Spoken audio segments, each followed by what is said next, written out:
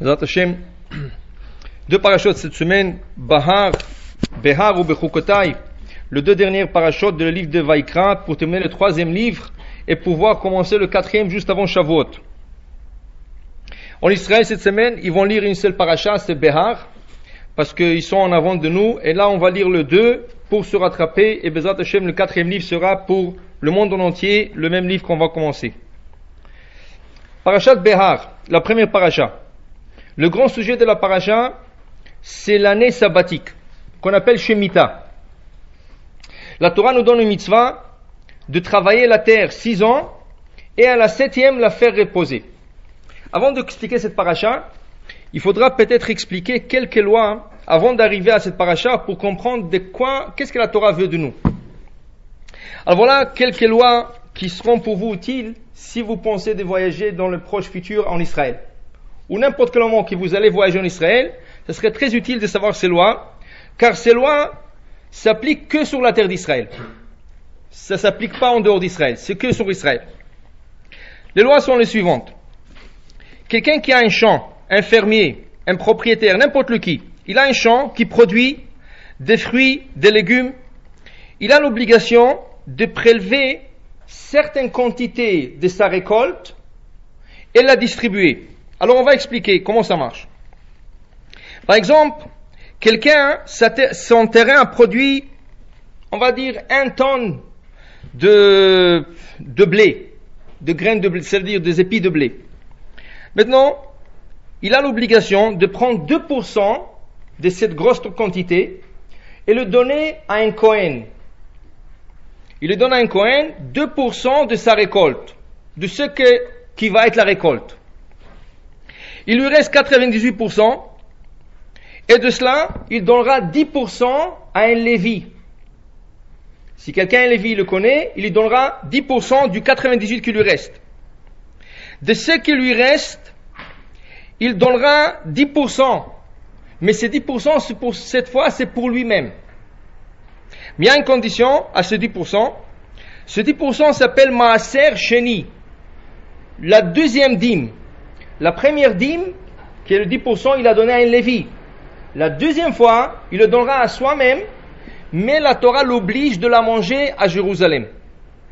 Qui veut dire que c'est de la récolte, il peut la manger, mais pas chez lui.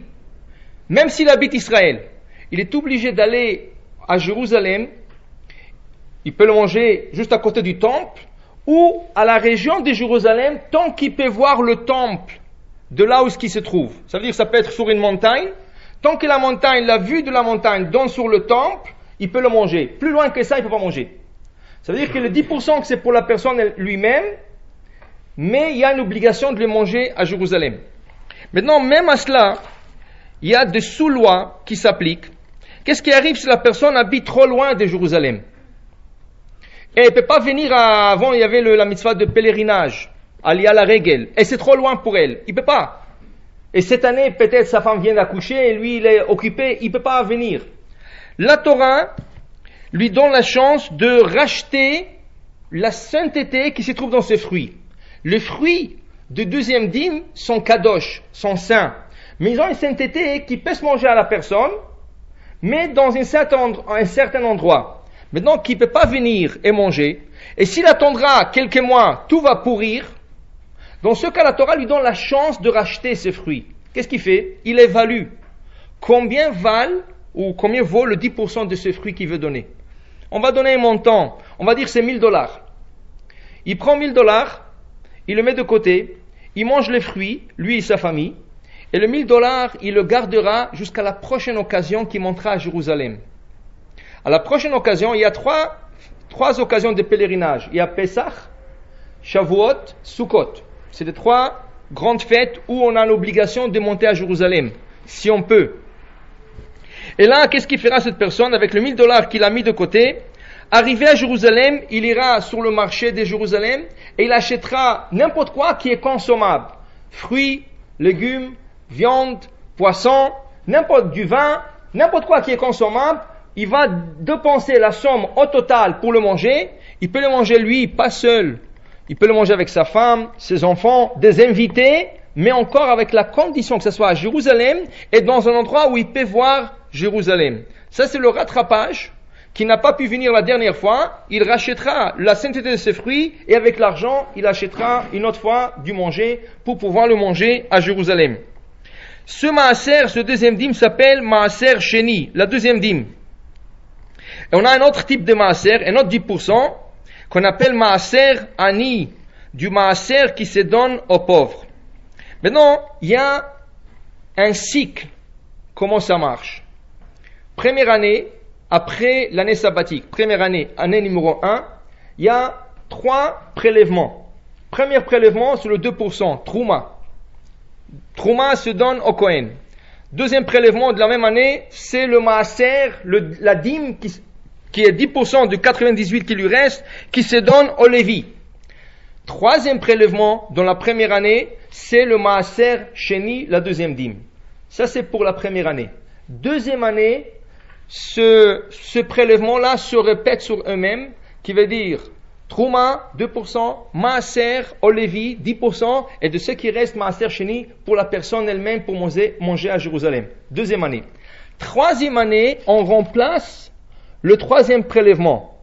Qui veut dire, troisième année, il donnera Trouma, 2% au Kohen, 10% de ce qui reste au Lévi, mais le troisième maaser, la troisième dîme, ce n'est plus pour lui, c'est pour le pauvre. Ça, c'est la troisième année. Quatrième année, on revient en premier cycle. Trouma, Kohen, Lévi, pour soi-même maaser sheni.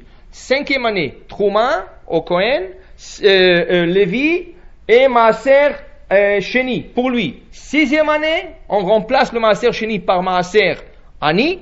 Alors on donnera au Kohen, au Lévi et aux pauvres. Septième année, sabbatique. Personne. Dans septième année, il n'y a aucun prélèvement. Tout le monde sont égales. Tout le monde peut venir dans le champ, manger, profiter tant qu'ils veulent. Il n'y a pas 10%, 2%. La personne peut prendre autant de pourcentage qu'elle veut. Le propriétaire, lui aussi. Ça, on va expliquer un peu plus tard. Mais d'abord, le concept. Maintenant, Bezrat Hashem, si vous arrive d'aller dans le proche futur à Jérusalem ou en Israël, sachez que comme il y a des magasins, il y a des boucheries qui sont obligés d'avoir une théouda, alors les fruiteries aussi ils sont obligés d'avoir une théouda, un certificat de cacheroute. C'est quoi le certificat de cacheroute? Le certificat vous garantit que le propriétaire a prélevé tout ce prélèvement qu'on vient de dire. Ça veut dire que Trouma, 2% qui vont au Kohen, Maaser, 10% qui vont au Lévi, et le Maaser Sheni dans les 2 premières années, Maaser Ani à la 3e année. Sinon, si vous mangez une récolte qui n'a pas été prélevée, surtout la Trouma, la Torah décrète une peine de mort à celui qui le mange. Chayav Mita. Alors c'est obligatoire, c'est plus que la viande, c'est plus que manger non kosher. Celui qui a mangé non kosher, c'est quoi la punition? Flagellation. S'il y a 2 témoins qui l'avertissent, pourquoi tu rentres dans cette boucherie? C'est pas kasher. 2 personnes lui disent, il dit non, mais ça ne me regarde pas, je cherche pas une touda moi. Il sort avec la viande, il est cuit, il le mange. Ces 2 témoins, s'il vient au tribunal, le tribunal peut convoquer cette personne, lui donner la flagellation. Plus aujourd'hui, parce que la loi elle n'est plus la même, mais je parle selon les lois de la Torah, c'est pas plus que la flagellation. Ça fait mal, mais c'est pas plus que ça.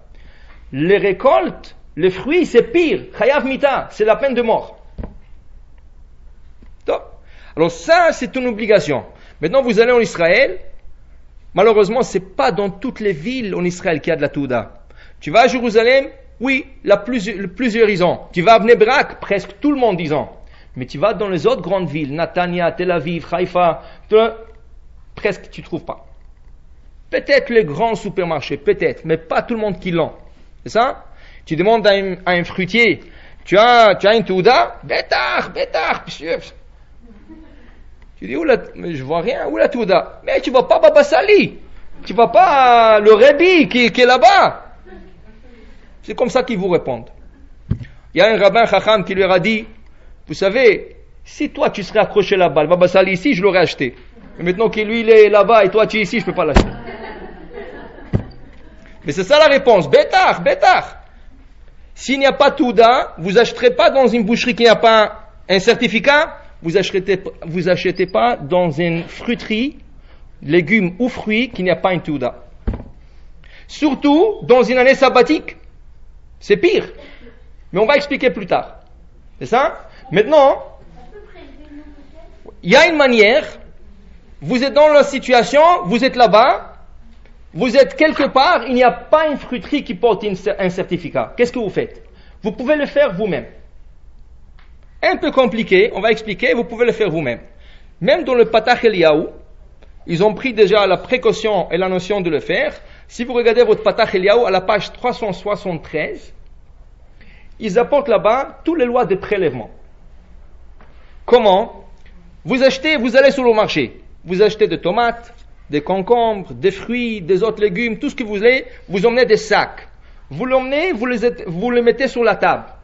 Vous les mettez sur la table tout ensemble. Ça veut dire dans le sac, tout sur la table. Il y a un texte, dans le Patach Eliyahu, c'est un texte courant, que tout le Sidurim Milan. Il y a un texte qui vous dit, voilà, je prélève tout ça. Mais, avant de le faire, vous êtes obligé à avoir une grande pièce du pays. En Israël, c'est du shekel.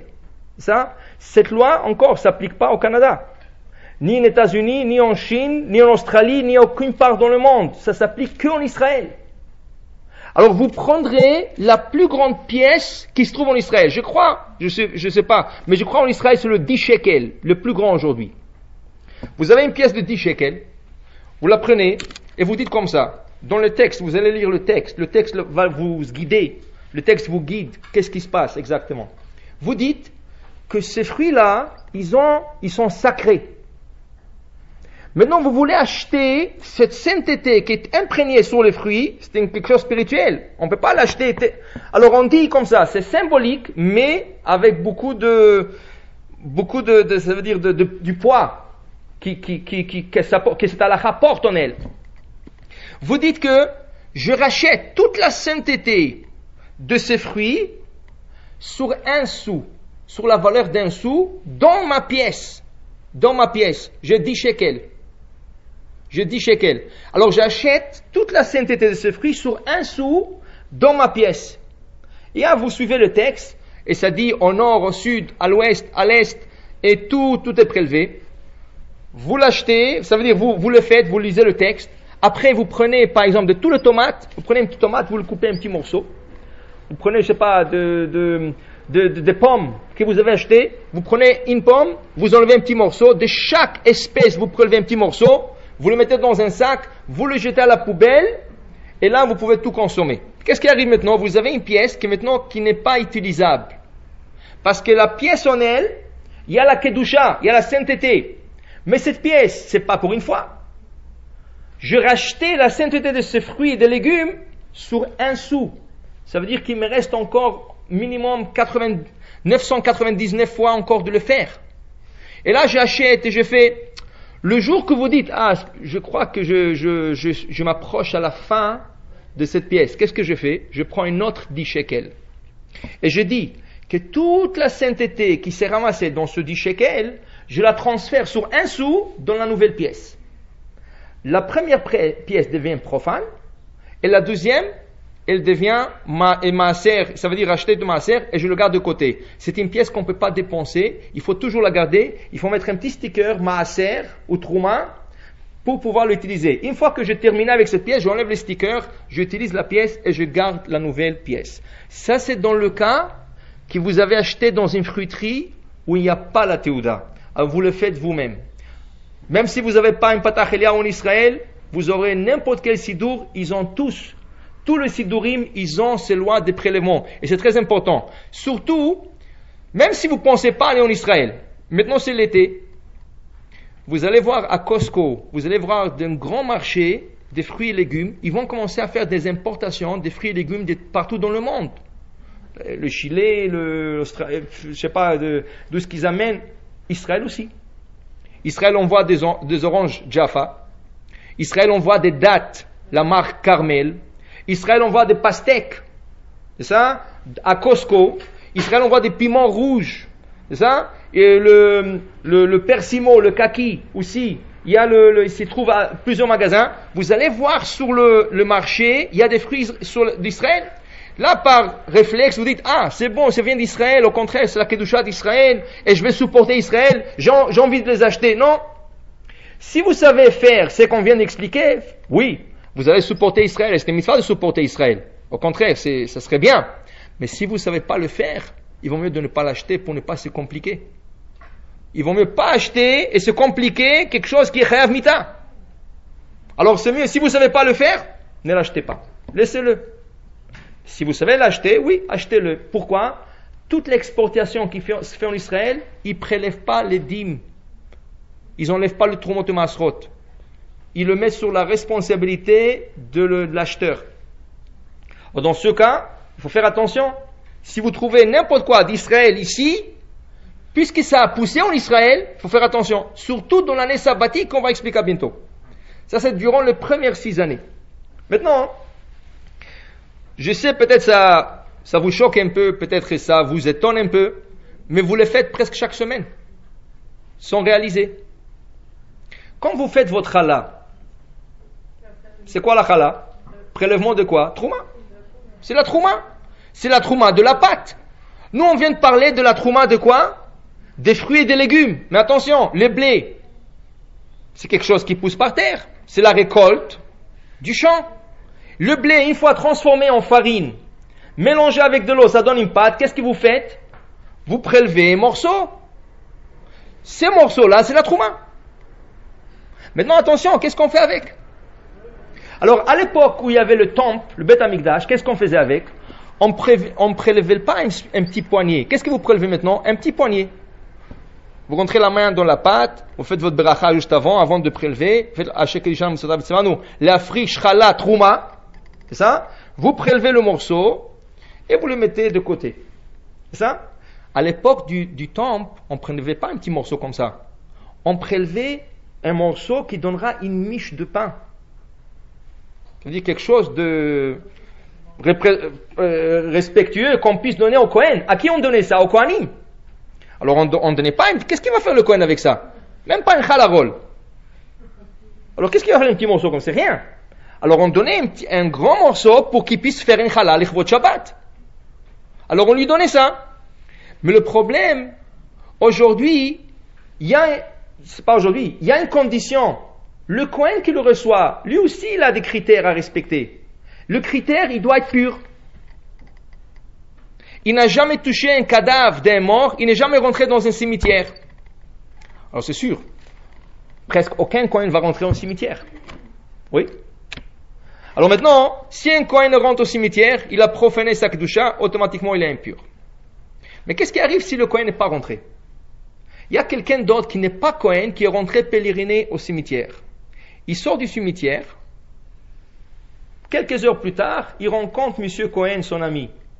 Comment ça va, M. Cohen? Ça va? Il lui serre la main. Il est impur. Il n'est pas obligé de rentrer. Le fait de toucher quelqu'un qui est impur, le Cohen devient impur. Tous les Kohanim aujourd'hui sont impurs, malheureusement. Même s'ils ne rentrent pas au cimetière. Parce qu'il est impossible qu'ils n'ont jamais touché quelqu'un qui est parti au cimetière. Ce qui fait que même la trouma que nous prélevons de la chala, nous ne pouvons pas leur donner. S'il le mange, lui il est chayav mita. Si le Kohen n'est pas pur, il le mange, c'est lui qui est responsable de peine de mort. Alors qu'est-ce qu'on fait avec aujourd'hui? On le détruit malheureusement, on doit le brûler. On doit le brûler. Entre parenthèses, on ne peut pas les brûler en même temps qu'on cuit notre challah. Parce que c'est de la récolte sacrée. On ne peut pas cuire cette récolte, ça veut dire cette challah, avec la challah normale qu'on va cuisiner pour Shabbat. On n'est pas Kohen. Et même le Kohen lui-même ne peut pas le faire. Dans ce cas, il faut le brûler ou avant de commencer à cuire nos chalotes, ou après. Mais pas ensemble. Il y en a qui préfèrent Bechlal de ne pas les cuire dans le four. À New Jersey, il y a une communauté ça veut dire que c'est une communauté religieuse. Qu'est-ce qu'ils font? Ils prélèvent les chalotes et ils les gardent au congélateur. Et il les sort une fois par année, Pessah.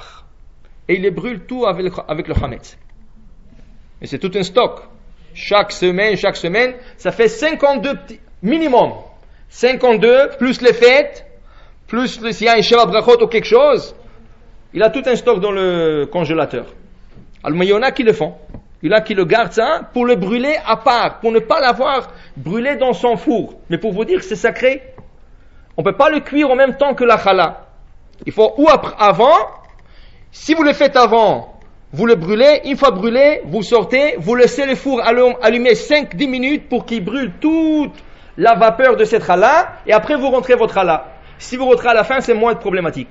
Vous cuisinez votre challah, vous le mettez sur le côté, après vous prenez et vous rentrez ça dans le four, il n'y a rien déjà, vous allez rien cuire et vous le faites. Maintenant, alors vous voyez où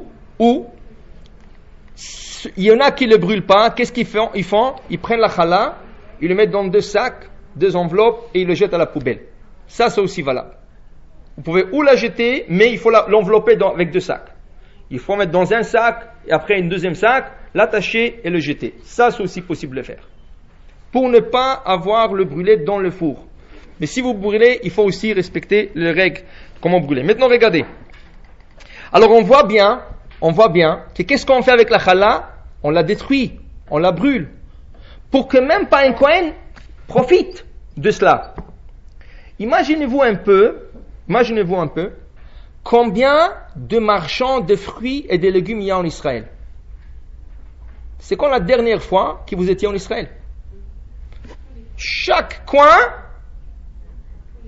il y a de fruits et de légumes, mais c'est pas comme ici. C'est des petits comme ça. Là-bas, L'année dernière, je suis rentré avec mon fils, il était la première fois en Israël, on est rentré dans une fruiterie, il a dit, c'est quoi cette bonne odeur? Il pensait que c'est comme ici, on me goûtait le plugin. Il m'a dit, c'est quoi ce qu'ils mettent comme bonne odeur ici? Je lui ai dit, c'est les fruits. Il dit, non, c'est pas possible, jamais un fruit comme ça. Il dit, regarde, approche-toi, tu vas voir. C'était les pêches. Et c'est incroyable l'odeur que ça dégage. C'est vraiment, c'est des vrais fruits. C'est pas des fruits qui sont les pauvres, congelés, et le temps qu'ils décongèlent, ils ont plus de goût, plus d'odeur. C'est des vrais fruits. Et c'est à chaque coin. Maintenant, imaginez-vous, faites le compte. Combien de fruits on doit brûler ou détruire, parce qu'on n'a pas de Kohanim à donner. Prenez tout Israël, toutes les villes d'Israël, ils doivent respecter ces lois. Oui? Qu'est-ce qu'on fait avec tous ces fruits? La seule chose, c'est le détruire, pour que personne en profite. Parce que c'est la trouma. On n'a pas un Kohen à qui on peut donner. Jusqu'à quelques années, ils ont vu que c'est un grand gaspillage, mais on n'a pas le choix. C'est pas un gaspillage voulu. C'est un gaspillage que la halakha exige. On n'a pas le choix. Mais c'était des tonnes et des tonnes de fruits et de légumes. Jusqu'à qu'il est venu un rabbin extraordinaire. Moi, j'ai lu cette invention dans le contraste. Quelqu'un m'a prêté une fois un contraste, j'étais comme ça, j'ai vu un article, ça m'a attiré et j'ai vu, c'était quelque chose de génial. Un rabbin, il a dit, pourquoi détruire? On peut le faire légalement sans le détruire. Comment? Quand il y avait la challah qu'on donnait au Kohen, ou les fruits ou les légumes, est-ce que c'est que le Kohen qui le mangeait? Non, il y a sa femme. Même si elle n'est pas Kohen, automatiquement, quand elle est mariée à un Kohen, elle a le droit de profiter. Il y a ses enfants qui sont Kohen automatiques. Il y a aussi les animaux du Kohen. Si un Kohen il a un animal, il a le droit de la nourrir avec la récolte qui s'appelle la trouma. Alors il y a quelqu'un qui a une idée extraordinaire. C'est venu, ça doit être que Hachem qui lui a envoyé cet éclaircissage. Regardez qu'est-ce qu'il a pensé. Si vous allez jamais à Jérusalem, cherchez ce qu'on appelle en hébreu Gan Achayot Atanachi, le zoo tanachique. Ils ont un zoo qu'on appelle le zoo tanachique. Il y a des animaux cachers et ils vous montrent toutes sortes de choses. C'est un zoo tanachique. On appelle ça Gan Achayot Atanachi. C'est ça. Et des enfants, ils ont quand c'est la mi-fête, ils aiment aller promener là-bas. C'est à Jérusalem, c'est pas loin, vous pouvez le voir. Il s'avère que le propriétaire de ce zoo est Kohen. Alors il y a un rabbin qui a dit, mais attends, quand on donnait la trouma, qui c'est qui mangeait? Le Kohen, sa femme, ses enfants et ses animaux. Comme les animaux appartiennent à un Kohen, Au lieu de prendre tous les fruits et les rejeter et les détruire, qu'est-ce qu'ils font? Il a dit, donnez-nous tous ces fruits et légumes, on va commencer à nourrir les animaux. Et aujourd'hui, au lieu de le jeter, ils ramassent tout à Jérusalem et ils donnent à ce zoo. Alors ce n'est plus gaspillé, c'est mangé par les animaux. C'est ça qui est une grande mitzvah. Ce soir, on a étudié aussi, quand on s'assoit à manger, si vous avez un animal cachère ou pas cachère, vous avez l'obligation de la nourrir avant que vous mangez. Ça veut dire, si vous avez des poissons dans un aquarium, vous avez travaillé toute la journée, vous avez déjà la langue d'or avec la salive qui coule, et vous voulez venir manger, ah, stop, tu ne peux pas manger. D'abord, donne au poisson à manger. Je donnerai du gazon dans ton champ à l'animal, et ensuite tu mangeras, toi. D'abord, tu dois nourrir ton animal. Tu as un oiseau, tu ne peux pas s'asseoir manger. Tu nourris ton oiseau. C'est-à-dire, tu te lèves le matin, tu vas prendre ton petit déjeuner. Non, d'abord nourris ton animal. Que ce soit caché, que ce soit non caché. C'est pour ça que chez les religieux, on préfère pas avoir des animaux. Chaque fois que tu t'assois, tu manges, tu as le bout, tu vas étouffer. Non. Tu es obligé d'arrêter. Tu es obligé d'arrêter. Parce que c'est une mitzvah comme tous les autres mitzvot. Alors pourquoi ce problème? Ni poisson, ni oiseau, ni chien, ni chat, ni rien. Tu t'assois à manger, tu te manges tranquillement. Alors voilà, c'est une grande mitzvah. Alors ils ont dit, au lieu de jeter, au moins on va nourrir les animaux. Donc,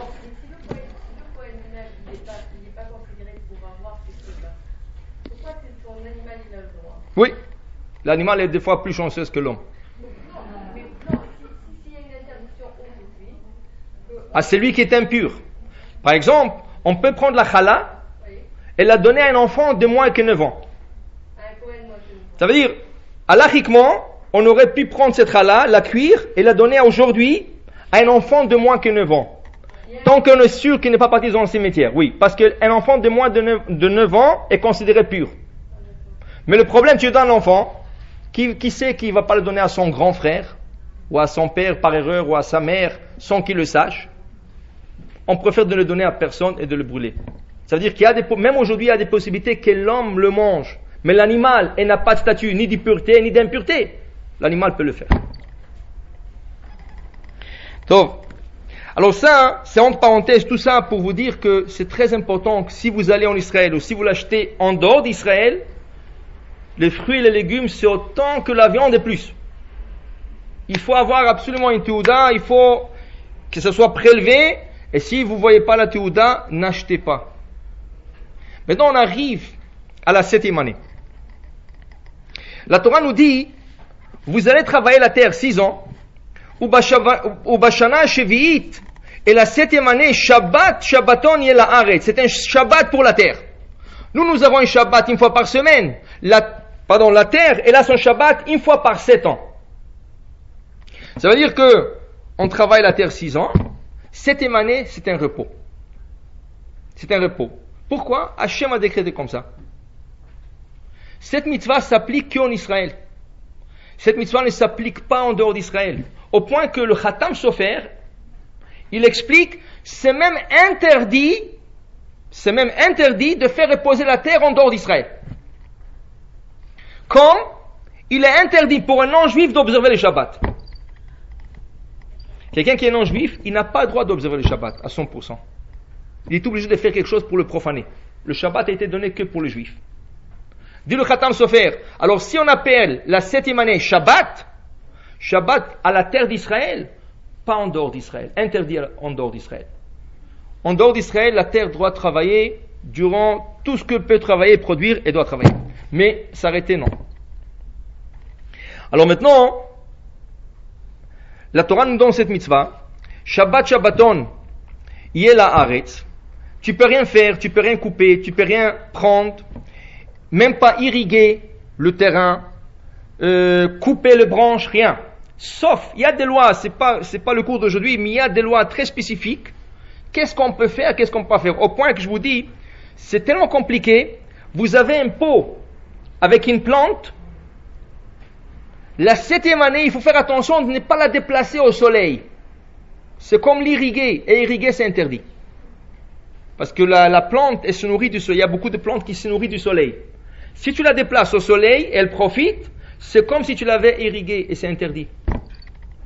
Il y a quelques années, comme cette mitzvah s'applique qu'en Israël, il y a quelques années, il y en a qui voulaient faire profiter les fermiers. Vous savez, c'était pas évident.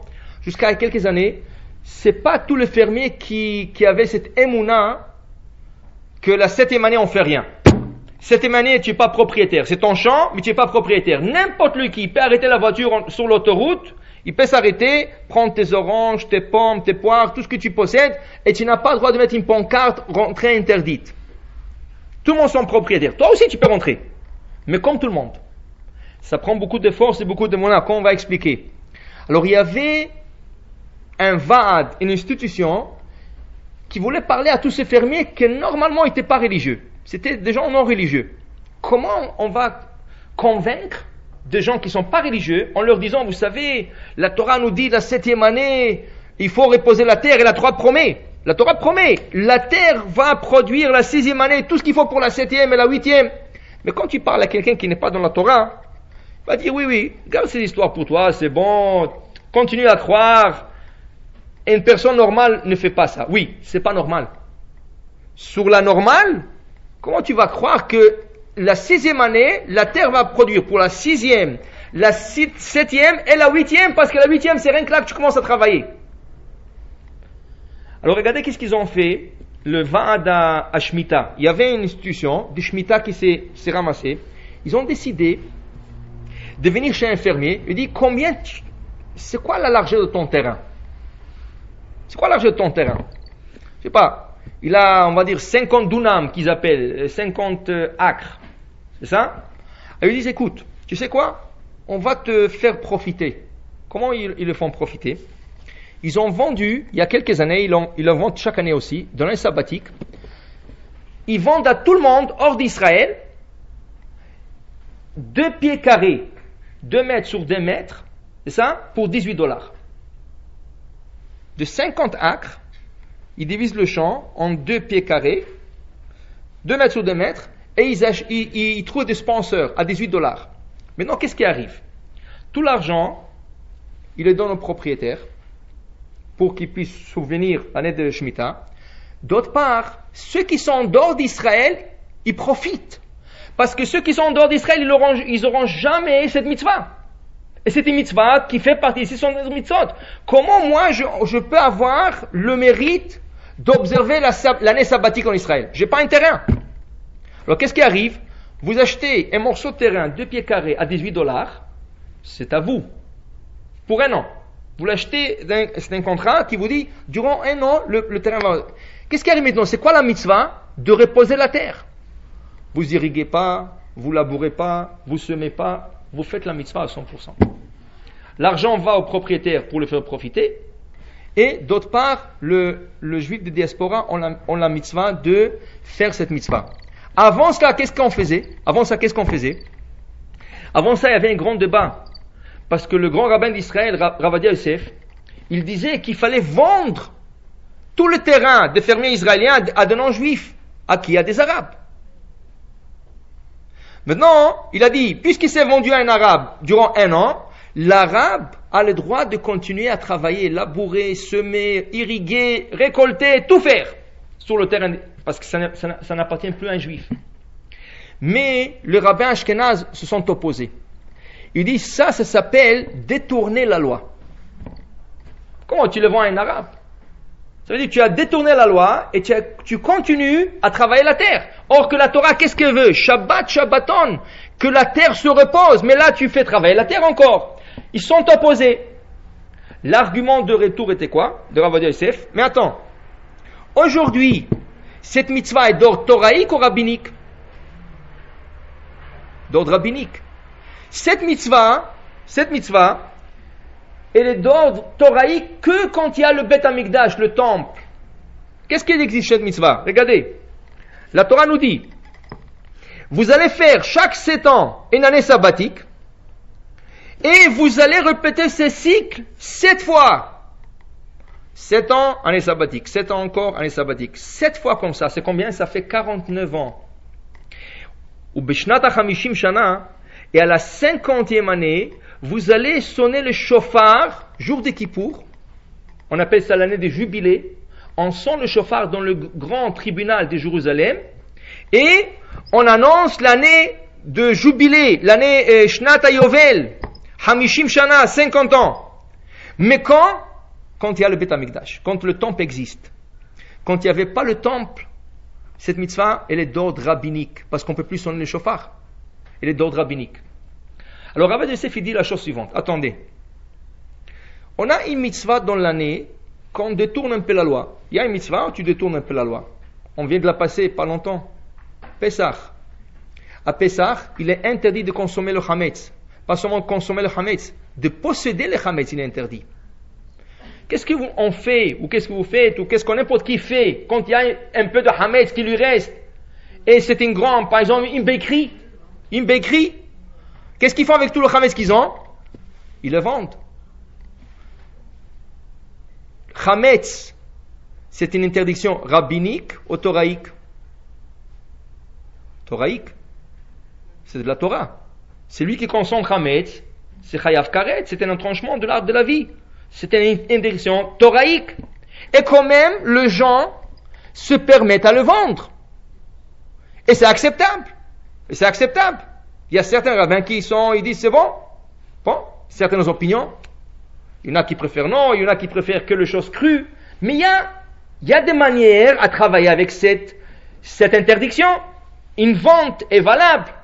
Alors le Rav Yosef dit, attendez, si c'est valable pour le chametz qui est d'ordre toraïque, et tu as le droit de le vendre à un non-juif, alors la shmita qui est d'ordre rabbinique, ce ne serait pas permis de le vendre? Bien sûr que oui. Alors pour lui, il est permis de vendre durant l'année shmita le terrain à un non-juif pour qu'il les cultive et continue à travailler durant l'année. C'est à lui, il peut vendre même la récolte tant qu'il veut. L'année d'après, tu le reprends. La vente est légale. Mais comme je vous ai dit, comme c'était une grande controverse en Israël, il y en a qui disaient oui, contre, pour, ils ont trouvé ce système. On va vendre 2 pieds carrés à des juifs dans la diaspora pour profiter des propriétaires et profiter ceux qui sont dehors, tout le monde s'en profite dedans. C'est ça? Comment? Cette année, c'est pas encore shabbatique. Il y en a qui vendent, c'est ça? Et il y en a qui, l'année dernière, ça veut dire la Shemitah dernière, il y a 6 ans, le rabbin, on dit, attendez, la Shemitah s'applique où? En Israël. Mais tout Israël? Non. La Shemitah s'applique sur la carte biblique. Pas la carte topographique qu'il y a aujourd'hui. Ça veut dire qu'Israël aujourd'hui, Baruch Hashem, c'est grand. En Israël, ils ont fait la guerre, ils ont pris le Golan, ils ont pris... Mais par exemple, Rav Yosef, chaque année, il répète ça. Il dit, il y a beaucoup qui viennent de Chutz Laaretz, de Montréal, États-Unis, et ils vont avoir des belles vacances en Israël à Pessah, avec toute la famille, c'est beau.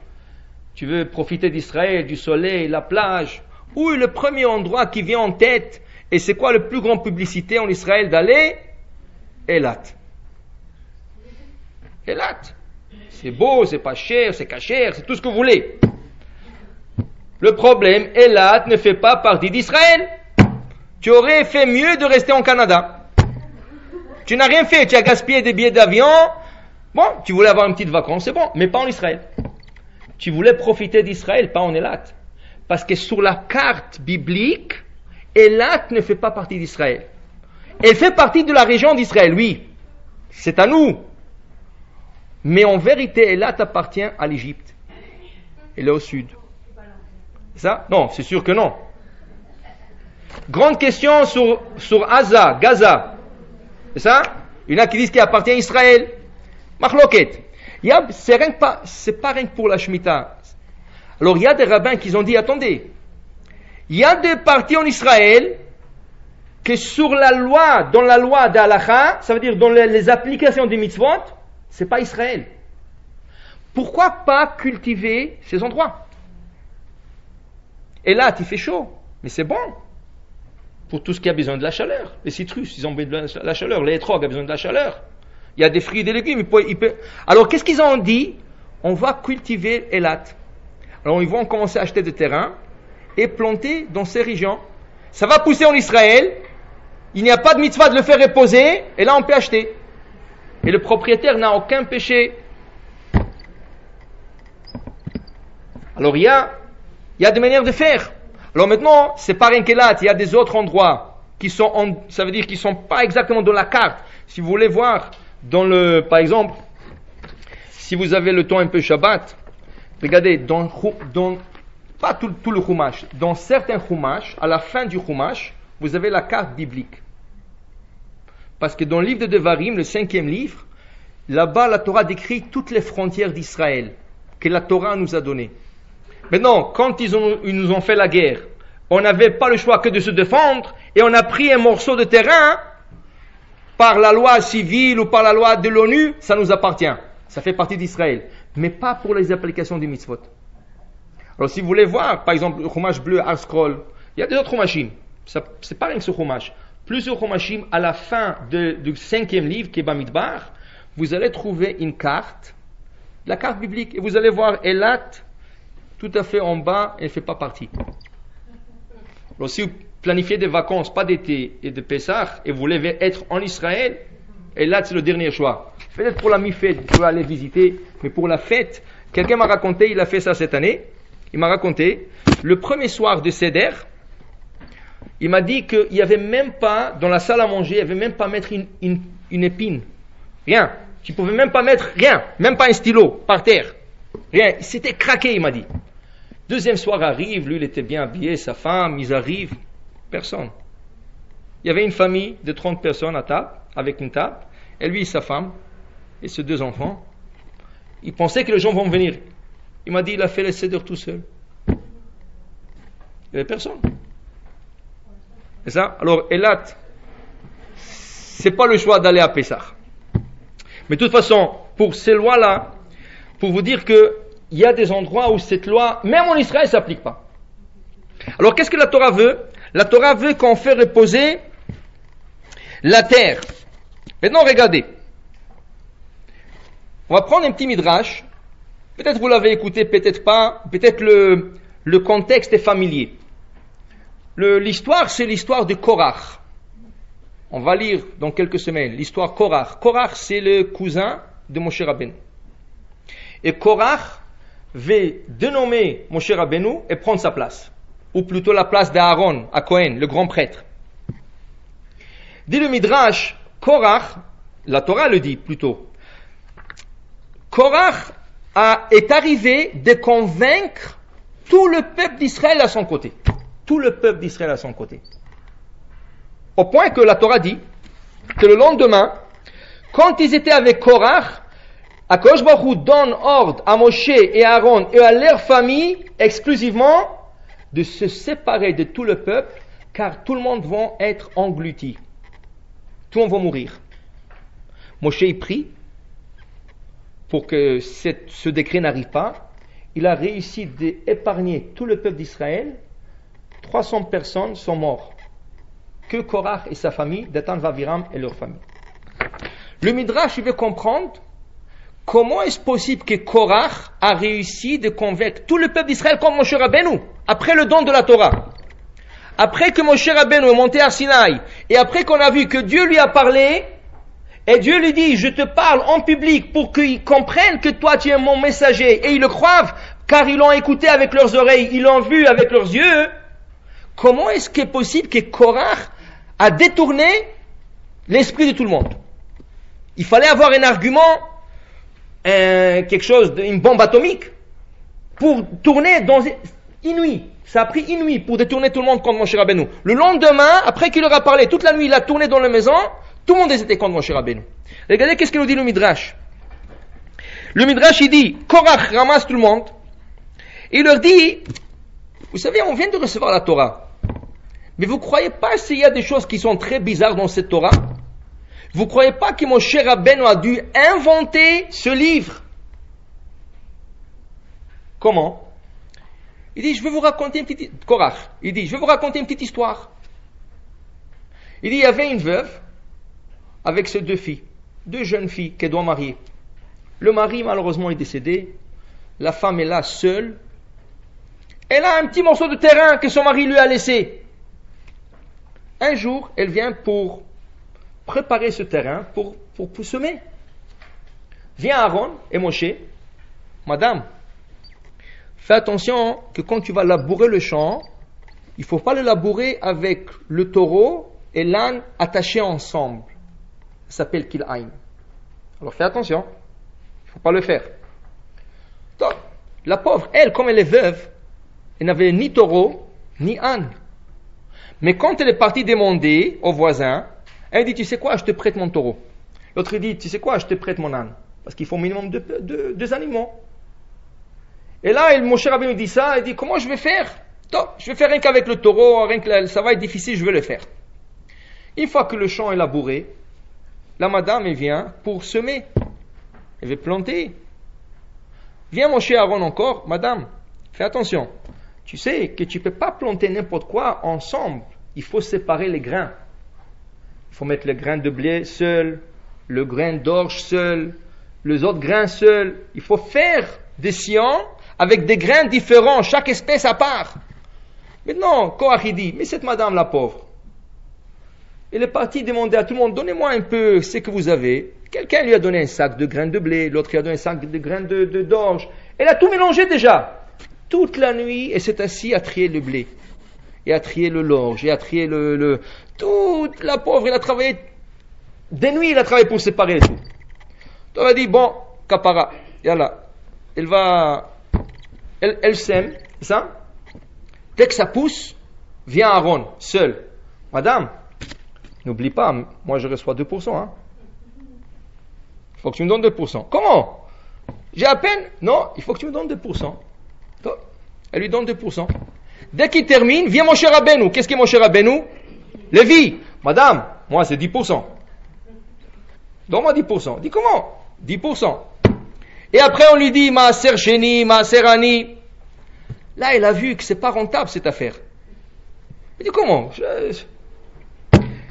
Elle a récolté ce qu'elle a récolté. Elle avait un peu d'argent. Elle est partie sur le marché. Elle a acheté un mouton. Ou 2 moutons, elle a acheté. Elle a dit, c'est beaucoup moins compliqué que cette affaire. L'année d'après, le mouton a accouché un premier-né. Vient Aaron et dit, madame, est-ce que tu n'as pas lu qu'est-ce qui est écrit dans la Torah? Le premier-né, à qui il appartient? Au Kohen, c'est un Bechor. Il appartient au Kohen. Donne-moi-le. Il dit, comment? C'est le premier bébé. Oui, justement, ça m'appartient. Il lui prend le bébé. Elle dit, bon, au moins, je vais tondre la laine. Elle commence à tondre la laine. Vient Aaron encore. Il dit, madame, tu n'as pas lu la Torah. Qu'est-ce que la Torah dit? Que quand tu tends la laine, dans la première récolte ou le premier batch, c'est au Kohen. Alors il faut, mais comment? Il y a à peine que, oui, tu me le donnes. Alors elle a dit, oh, ça devient trop compliqué. Tu sais quoi, je vais le gorger, je vais le manger la viande et c'est fini. Elle le gorge, vient Aaron encore. Eh madame, tu sais que chaque fois que tu égorges un animal, la patte droite, la joue et les intestins appartiennent au Kohen, il faut que tu me le donnes. Mais comment? C'est un petit mouton. Oui, mais il faut que tu me le donnes. Bon, tu sais quoi? Toi aussi tu vas pas profiter. Je sacrifie cet animal. Sacrifice? Encore mieux, ça m'appartient en complet. Le Midrash continue. Korach a commencé à leur montrer la beauté de la Torah, que tout appartient ou à Aaron ou à Moshe. Ce qui a fait il leur a convaincu que la Torah a été inventée par Moshe Rabbeinu. Que tout lui appartient, tout lui revient à lui ou à son frère. Le lendemain, ils avaient tout le peuple contre eux. Il dit, c'est vrai. Quoi? Chaque fois qu'on va semer, il va venir nous dire, séparer les animaux, séparer les graines, et la récolte, 2% à ton frère, et 10% à toi, et après, si c'est un animal, la laine, le morceau de... Il dit, alors, et tous, sans exception, ils étaient contre lui. C'est grâce à la prière de Moshe Rabbeinu qu'ils ont été sauvés. Ça veut dire quoi? Est-ce que c'est quelque chose de loin de nous? Non. Ça, c'est quelque chose qui peut être en pratique. Pour nous, comment? Bon, peut-être la majorité de ces mitzvot ne s'appliquent pas, mais la Shemitah s'applique toujours. La Shemitah s'applique toujours. Et ça, c'est n'importe quoi. C'est quoi la Shemitah? La Torah te dit, tu as un champ, et tu dépends de ce champ. Avant, ils étaient tous fermiers presque. Il n'y avait pas des autres métiers. C'était rare le commerçant. Ils étaient presque tous fermiers. La Torah dit, tu travailleras 6 ans, et la 7e année, tu auras confiance en Dieu. Que le champ va produire. Mais qui c'est qui me promet? Est-ce qu'il y a une garantie? Non. Tu dois avoir confiance. Tu dois avoir Emouna. Tu dois avoir la Emouna. Alors aujourd'hui, c'est la même chose. Aujourd'hui, tu dois pas, mais c'est pour ton intérêt, tu dois donner maaser de ton gain. Ça veut dire que tu gagnes de l'argent, tu donnes 10%. Maintenant, il y a beaucoup de manières de le faire. Il y en a qui vont te dire, non, mais attends, 10%, mais moi aussi je dois vivre, non? Alors je vais d'abord prendre ce qui me revient à moi, et après je vais donner 10%. Par exemple, je loue une maison, je loue une voiture, j'ai une ligne téléphonique, j'ai de l'électricité, je dois acheter du manger, je dois acheter des habillements, moi, mon mari, ma femme. Qu'est-ce qui reste à la fin? Oui, bon, il reste $10, je vais donner $10 maaser.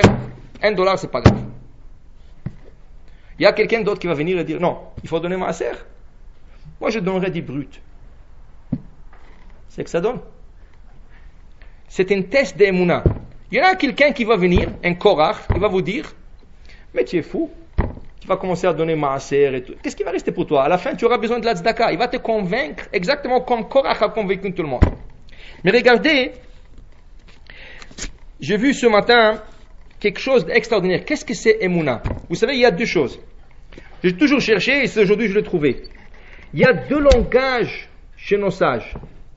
Vous l'avez sûrement écouté. Il y a Emouna, qui est la croyance. Il y a Bitachon, la confiance. Quelle est la différence entre les deux? On dit Yesh liftoach b'Hashem, il faut avoir confiance en Hachem. D'autre part, on dit Areni ma'amin, je crois en Hachem. C'est quoi la différence entre croyance et confiance? Et comme on a répété plusieurs fois, en hébreu, la langue hébreu ne porte pas des synonymes. Il n'y a pas de synonymes en hébreu. En français, il y a beaucoup de synonymes. Tu peux décrire la même chose en synonyme. Tu peux dire 10 mots, ça revient tous au même objet. En hébreu, ça n'existe pas. S'il y a une différence, il y a une nuance entre 2 mots qui veulent désigner quelque chose, peut-être une chose, mais ça veut dire 2 choses différentes. Emouna et Bitachon. Regardez qu'est-ce qu'il dit ici le Rabbeinu Bechaye, un Rishon, il y a 900 ans à peu près. Il dit que il y a une différence entre la Emouna et le Bitachon. Il dit ici que la Emouna nichlelet b'midat habitachon. La Emouna, la croyance, elle est inclue dans la confiance en Dieu. Tu crois en Dieu, mais ceci est inclus dans la croyance, dans la confiance en Dieu. Ça veut dire que entre Emouna et Bitachon, qu'est-ce qui est plus fort? Bitachon, confiance. C'est ça, confiance, Bitachon. Il dit, regardez, c'est quoi la différence? Il dit ici, chez un Adam Boteach, la personne n'a pas confiance, on fait confiance à quelqu'un qu'on sait qu'il peut faire la chose qui doit se faire. C'est ça? Mais maintenant, Ma'amin, mais c'est lui qui croit en quelqu'un ou en quelque chose, Itachen shelo yeh Boteach. Moi je crois qu'il peut le faire, mais je doute toujours. Je doute, peut-être il va le faire. Je crois qu'il peut le faire. Mais est-ce qu'il va le faire ou pas? C'est en doute.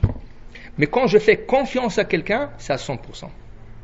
Ça veut dire que la Emouna, la croyance, elle fait partie de la confiance. Et la confiance est un niveau plus haut. Quand j'ai confiance, c'est confiance à 100%. Je sais qu'il va le faire, il est capable de le faire, il le fera. Quand je crois en quelque chose, oui, je crois, mais est-ce que ça va se réaliser? Est-ce que ça va arriver? Pas sûr. Regardez un machal extraordinaire. Il y a quelqu'un que son hobby c'était de grimper des montagnes. Il allait sur les Everest, sur les Alpes. Un jour, après des années et des années, il était sur une très haute montagne. Il a raté son coup. Il a mis le piquet. Il croyait que c'est solide. Il commençait à monter. C'était faux. Là, il n'était pas bien attaché. Et il tombe. Il voyait même pas le parterre. Même pas, il voulait regarder en bas, il ne voyait rien. La première chose, il dit, Shema Israël, Hachem, aide-moi. En disant ça, tout d'un coup, il y a comme une branche qui sort de la montagne, et lui, il s'attrape sur la branche. Mais là, il a dit, sous lui, il n'y a rien. Il n'y a pas où poser le pied. Il n'y a rien. Et là, il est en train d'attraper, et il sait que c'est une question de secondes ou de minutes. Et là, il commence à perdre sa force. Il dit, qu'est-ce que je fais maintenant? Qu'est-ce que je fais maintenant? Et là, il crie encore, Hachem, tu m'as sauvé. La suite, c'est quoi? Alors, il y a une voix qui lui dit, lâche la branche, je t'aiderai. Il regarde.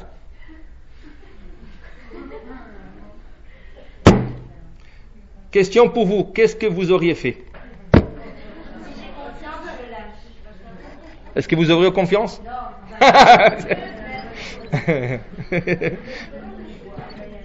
Ça, c'est une question piège.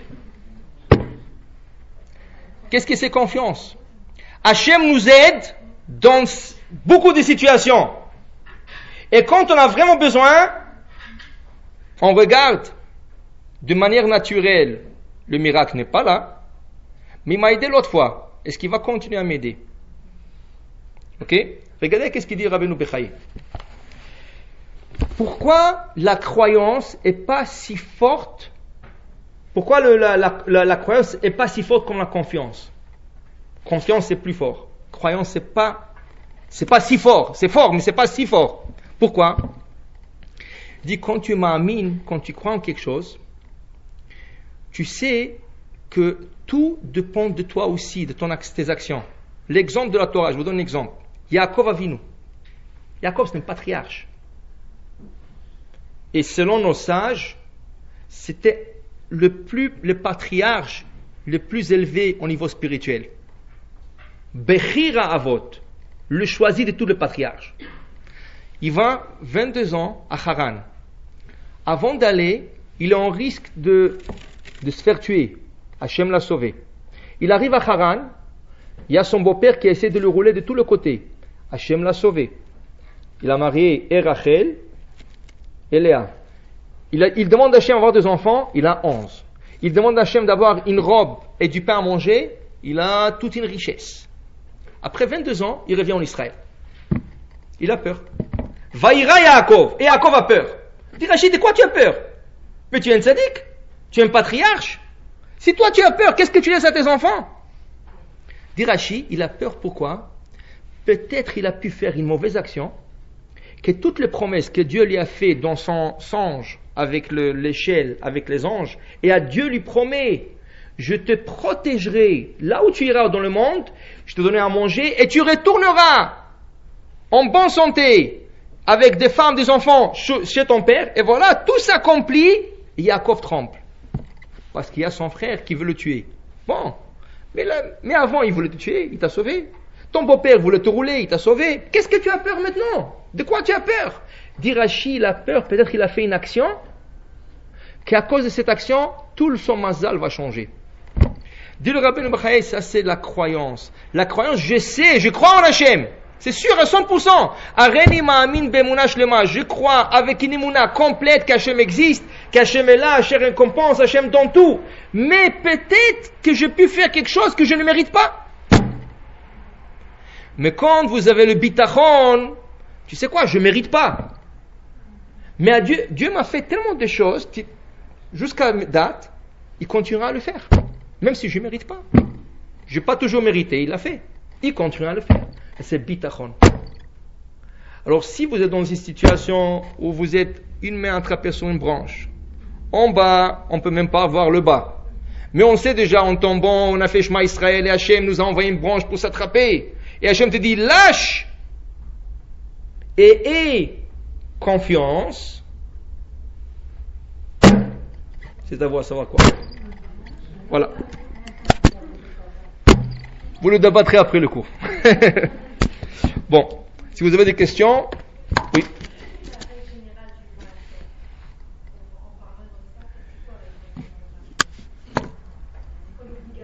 L'obligation, première fois, du brut. Première fois. Ça veut dire que si vous ne l'avez jamais pratiqué, c'est la première fois que vous le faites, vous allez donner du brut. Exemple, 1000 dollars, c'est 100 dollars. À partir de la deuxième fois, normalement, il faut donner de son net, pas de son brut. Net, qu'est-ce que c'est net? Là, ça devient compliqué. Comment je calcule le net? Ok? Si c'est un magasin, c'est facile. Pourquoi? Dans un magasin, tu as vendu une chemise. Oui? Tu l'as vendue à 20 dollars. Exemple. Bon, est-ce que ça c'est le net? C'est le brut. Parce que la chemise à toi, elle t'a coûté, on va dire, 8 à 10 dollars. Oui? Maintenant, je rentre pas dans... Rien que déjà là, si je veux m'arrêter là, alors je dois donner minimum, ça veut dire 10% du 10 dollars ou de 12 dollars que j'ai fait. Mais là, il y en a qui permettent, il y a des décisionnaires qui permettent, attends, mais cette chemise, elle est dans un magasin. Et ce magasin, il y a un loyer à payer. Il y a de la lumière. Il y a des employés. Ça? Bon, comme je dis, si vous commencez à faire ça, il ne restera rien du chemise. Vous êtes toujours déficitaire. Mais, il y a des trucs de base. Loyer, vous ne pouvez pas enlever. Ni dans le magasin, ni dans la maison. Parce que vous êtes obligé de louer le local ou la maison. Électricité, oui, tu as besoin de l'électricité. Alors on va te permettre de l'enlever, mais strict minimum, qui veut dire, il y en a qui sont frileux. Alors il fait, on va dire, moins 5 dehors. Lui, il doit avoir le chauffage à 25. Parce qu'il veut que le magasin soit chaud, tout celui qui rentre, il se chauffe. Normal, c'est quoi? 21, 22, oui. Mais non, toi tu reçois un bill d'électricité, 1000 dollars. Mais en vérité, tu aurais pu payer 500 dollars. Alors tu ne peux pas dire, ça m'a coûté 1000 dollars pour chauffer le magasin, parce que c'est pas 1000 dollars. Même chose. On te permet, certains seigneurs permettent d'enlever du maaser la ligne téléphonique. Mais la base de la ligne téléphonique, c'est quoi? Je sais pas, c'est 20 dollars, 30 dollars. C'est ça? Maintenant, toi, tu veux avoir des appels interurbains. Tu veux avoir l'afficheur. Tu veux avoir l'appel en attente. Tu veux avoir, je sais pas, il y a tellement je sais plus, c'est ça? Tu veux pas enlever tout ça? Tu dois enlever le strict minimum. Alors si tu rentres dans tous ces calculs, ça devient compliqué. Mais si quelqu'un veut, il doit aller au strict minimum. Le manger, c'est quoi le manger minimal d'une famille? Du pain, du lait, un peu de boisson, un peu de fruits, de légumes. Maintenant, quelqu'un va au restaurant chaque soir et après il veut non, ça me coûte le restaurant 1000 dollars par mois. Oui, mais est-ce que tu es obligé de le faire? Non. Alors tu parles de ça. C'est mieux de le donner sur le brut, plus ou moins le brut et le strict minimum. Si on fait des calculs, ça doit être des calculs vraiment restreints. Pourquoi? Parce que plus c'est juste, plus que les calculs est juste, plus que la bracha et la promesse est là. Dieu promet, vous donnez 10% juste. Et c'est la dernière Mishnah dans le chapitre 1 de Maxime des Pères. Ne donne jamais le maaser plus ou moins. Le maaser doit être exact. Si tu donnes plus ou moins, il n'y a pas la garantie. La garantie d'Hachem, c'est si c'est exact, je vous donne. Si c'est pas exact, je vous donne aussi, mais pas autant. Ça, il faut bien calculer. Ça, c'est rapide. Il y a beaucoup de... Les impôts, non, regardez, il y a des retours des impôts. S'il n'y a pas de retour, c'est quelque chose d'autre. Alors là, c'est vrai, votre net est moins. Mais si vous avez un retour d'impôt, du retour d'impôt, il faut donner maaser. Oui, parce que c'est du gain. Vous avez gagné. Vous avez un retour. Bon. Alors, si on nous paye 29 dollars, 29 et 60 sous, il faut calculer exactement 10% de ça ou Oui, exact. Tu peux donner plus, mais pas moins. Tu peux l'arrondir plus, mais pas moins. C'est-à-dire 29 dollars et 80 sous, c'est pas 29 dollars. À moins que vous voulez donner exact, oui. Vous pouvez donner exact, mais toujours si vous voulez... Pas moins, exactement. Le maaser, il faut le liquider à la fin de l'année. Ça va par cycle d'un an. Ça veut dire que vous pouvez le donner comme vous voulez, mais par expérience, comme ça dit le rabbin, si vous allez calculer toute une année, à la fin ça peut donner 1000, 2000, 3000, 4000, et là vous voyez c'est trop, vous n'arrivez pas à donner. Comme vous voulez, chacun, mais il faut savoir que plus que ça s'accumule, plus difficile que c'est donné. Le maaser, il faut le donner normalement aux études de Torah. Tout ce qui est études de Torah. Kollel, yeshiva, c'est ça. Des gens nécessiteux. S'il y a des pauvres, des gens qui n'arrivent pas à terminer le mois. C'est pas nécessairement des gens, bon, on essaiera de choisir des gens qui étudient la Torah, mais même chez vous à la famille, s'il y a quelqu'un qui est vraiment dans la difficulté de terminer le mois, c'est mitzvah de lui donner aussi. C'est ça? Il y en a qui disent oui, il y en a qui disent non. Ça, parce que tout ce qui est obligation, on ne peut pas s'acquitter avec le maaser. Tout ce qui est obligé, on ne peut pas donner maaser. Maaser, on peut le donner à quelque chose qui est optionnel, pas obligatoire. Alors, est-ce que l'école juive c'est obligatoire? Oui ou non? Alors, il y en a qui disent, puisque obligatoire, c'est comme louer une maison. Tu ne peux pas enlever le loyer ou l'hypothèque, c'est ça? Il y en a qui disent oui, parce que en vérité, tu aurais pu envoyer tes enfants aux écoles normales et le soir leur donner des cours de Torah.